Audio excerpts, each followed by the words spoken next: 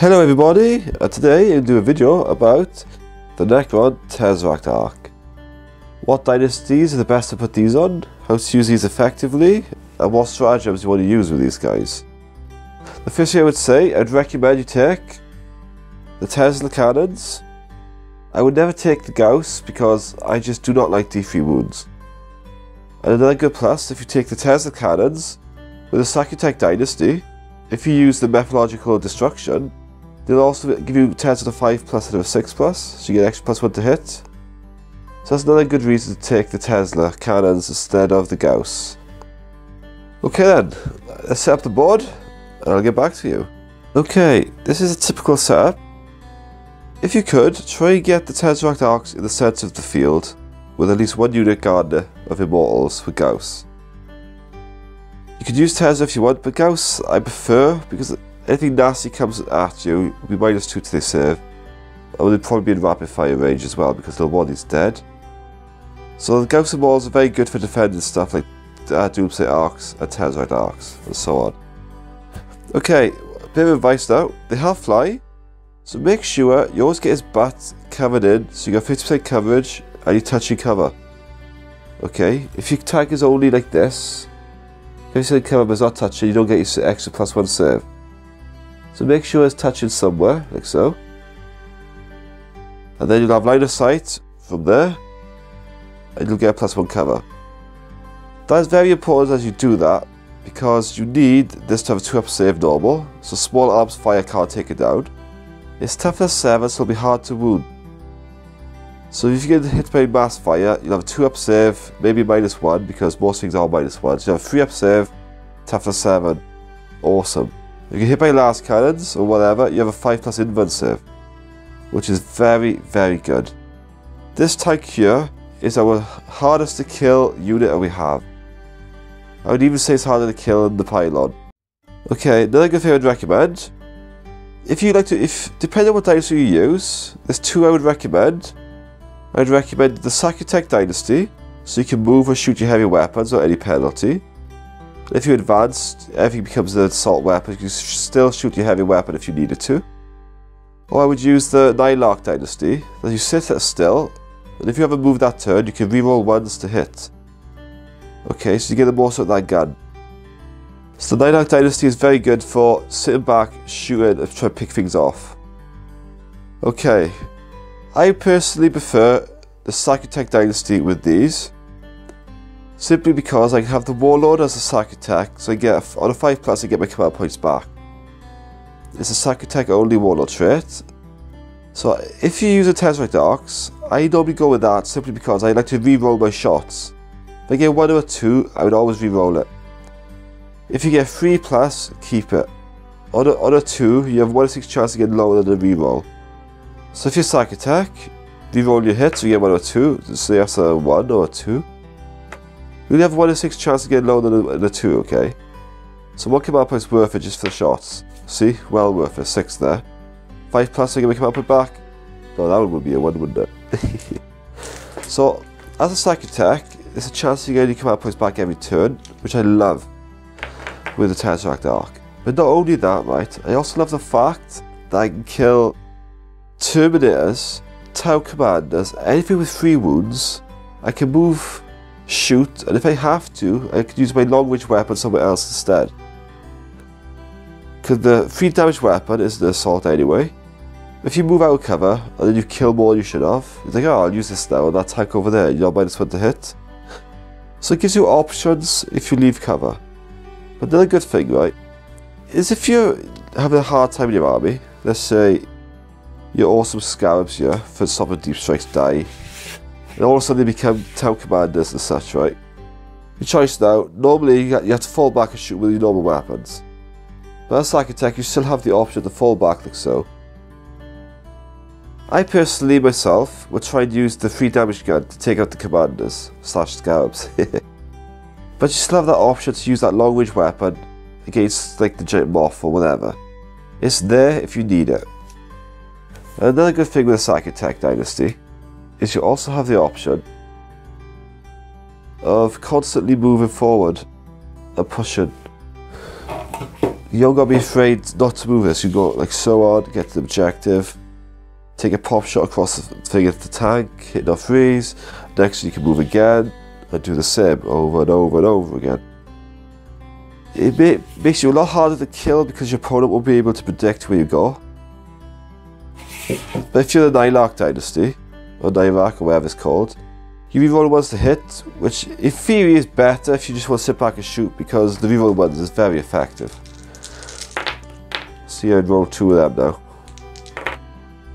Look, see? 6 hits. Oh, 1 failed. I'll come up like that. Oh, see? Look at that. That tank is dead. Damage. Yep, dead tank. Okay. Nylark has more fire output, but they are easier to kill because the weakness with these, they are heavy weapons, long range. So deep striking is a problem. If you run away, you might hit no falls. It's not very good. But the option is there. Depending on how you play and what your goal is, pick your dynasty for that reason. And then build your army around that dynasty. Get the most out of it. Okay, let's go on to killing tank commanders. No, not tank commanders. Let's go on to killing commanders, things with 3-up wounds and so on. Right, scabs the 3+, guys. These are the drones. Let's take the shoot smelters. The almighty measuring tape.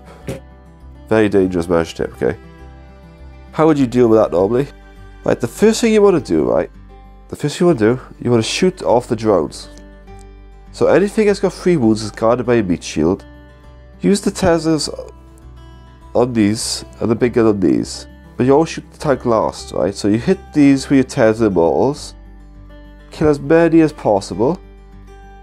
And if there is still some left, like say it's like 2 left there, and this tank is here, it's pointless shooting the guns into these because they'll go to the drones. So now do, shoot the Teslas into the drones to the left, then shoot the big gun elsewhere. Okay. Then that way, and if all goes well, you should kill these off. And then the next tank, just take the flat 3 damage to these. And what I basically say is, you don't want to shoot your Teslas at everything with 3 wounds. Because if you do that, right, so just say you put 2 wounds on this guy, he's like, oh, he's almost dead. Then you use the 3 gun.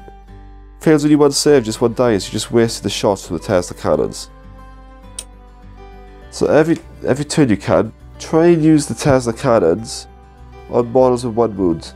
Get the most out of them, then use the gun with 3 damage on units like that. And if I was fighting Necrons, okay, believe it or not, I myself would use the 3 damage gun on Scarabs and Necron Wraiths. You might be thinking, why would you use a gun like that with a 3-up invuln save? That is awesome. I've killed so many Terminators with this gun, right? So you can use 3-up damage. Yeah, let's just say the Wraiths, it's just easier. Shooting the Wraiths, I'll use the 2 tanks. I won't even shoot the Tesla at them, because it's just a waste of shots for the Tesla into something with 3-up wounds. So if he takes 2 wounds of a Tesla, fail 1 save with a 3-up gun, it's a waste of shots. So Tesla will go somewhere across the field, then the guns will go into these. You got 3-up invuln, you put 6 wounds on it, will I kill any? Oh look, you failed 2 saves. And the 6 Tesla shots will go elsewhere. Okay? So try and get the most out of that 3-up gun, right? It's the only gun we have, apart from the Tomb Sentinel, that does 3 damage. I take this over the Doomsday Ark because I have the option to kill things like this. I've killed Celestine so easily with this, it's unbelievable. The 3 damage is just awesome. There's nothing worse than using the Doomsday Ark, get through an invulnerable save, get a 1, and then command point and get a 1 or a 2. It happens to me all the freaking time, I hate it. I personally would try my best to use the 3-up gun as much as possible. Of course, if tanks across the field, I'd hit them with a long-range weapon. I'd try to keep out of range till like mid-game, then I'd bring them out as a sack attack and cause some trouble and try and get objectives with them. And they have a flamer as well, see, so don't be too afraid of the charge. And it has fly, so if you get charged, you flame with them, you always wound on 2 unless it's a vehicle, and then you just fly away and blow the brains up. Okay, I believe it or not, I've actually charged guardsmen with these, just to stop them getting shot at. You probably look your god off, like, why the hell would you do that? But I do that because I'm just that guy. You charge him in a way so you can't fall back, and then you're like, ha ha ha. Then next turn you just fall back and just shoot. Very good. Okay, so don't be too afraid of combat with these. Obviously, something that's strength 14, stay away from it. But if it's strength 5 or less, get to combat with it. Just so you can't get shot at. Then you'll have to fall back then, you just lose his unit. So, another good tip, get to start with weak stuff. Tough to sell is very hard to kill in combat. Then you can fall back and shoot. Try and get your 2-up cover as much as possible. And stick to the Sakutek or the Nylok dynasty. If you go full on Sakutek and you take a wound off like that massive moth, use the methodological destruction, so everything else that shoots at that gets +1 to hits. So if you want to bring something really nasty down quickly as Sakutek, use weak models like this first. I use the Gauss first. Use the Gauss models, hit them off, take a wound off it, then use the 2 command points to try and get it back with 5+, and then just absolutely shoot the crap out of it. So basically, synergy is needed with this, and you have to pick your targets correctly. But if you got a choice between Terminators and a tank, I normally go for the Terminators with this because I like the free damage. But if that tank needs to die, go for the tank. Okay then, that's basically all I can say about this. The best stratagems to use with this is methodological destruction and the rerolling one from the rulebook. And as Nylok, you can use 2 command points for +1 saving throws if you're often moved or if you're on an objective marker. So that 5-up could be a 4-up if you really need it to be, but it's 2 command points and you've got no way to get it back, so be very careful while using that. Personally, 2 command points is extremely expensive for Necrons unless you sack your tech, because you've got a small chance to get it back. Okay. So I hope this has helped you out. And don't forget turn 1 to have some sort of protection, some sort of immortals around it, and something to stop deep strikes. You actually want your opponent to shoot this with all his heavy weapons. You will not believe how hard these are to kill with last cannons. They get 5-up invuln, and then you get Quantum Shield on top of that. And depending on what you got in your army, if you got a new Cryptek, you can heal him D3 wounds in a 1. And it's just really, really hard to kill. The Quantum Shield in the 5-up just basically makes this unit broken. He's around 50 points more than the Doomsday Ark, so if you go for mass T6 shots, Doomsday Arks are better, but I prefer the extra 50 points for the 3 damage gun, and I like the Tesla because it'll combo with the Sakutek better. And I just like I love the fact it's got 5-up invuln. That 5-up invuln and a 3-up armor makes it so much better. In cover you got 2-up, it's tough to 7, and you got a 5-up invuln on it. You know, if you've ever fought Necrons as Necrons, you know how hard it is to kill a Triarch Stalker with Quantum Shielding. Try killing this with something, it's really hard. So thank you all for watching, and I hope you all enjoyed it, and I'll catch you all again in the next video.